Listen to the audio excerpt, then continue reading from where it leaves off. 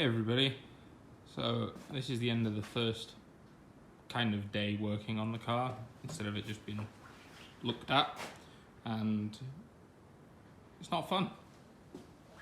Everything is just crusty, solid, and just clearly not been apart ever, basically. And if someone ever asks you to remove one of the oil pumps, don't do it. The hydraulic pump, just don't do it. Not worth it. Solid car, scrap it. Spent the last probably hour fighting it. The GoPro died while recording it, and it's just not a good time.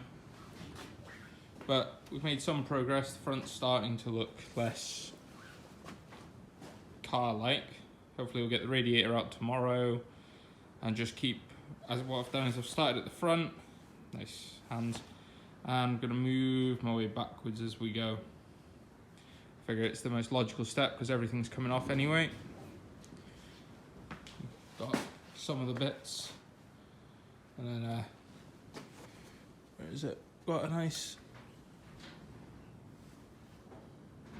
never seen headlights like this before. I mean, do you replace the entire lens when your bulb blows? You know, obviously this one's cracked. It broke. It was already broken in the car, but can you pull them out and change them? I wouldn't assume so. So when your bulb goes, I don't know if you can see in there. I don't think you can. But do you just have to change the entire headlight?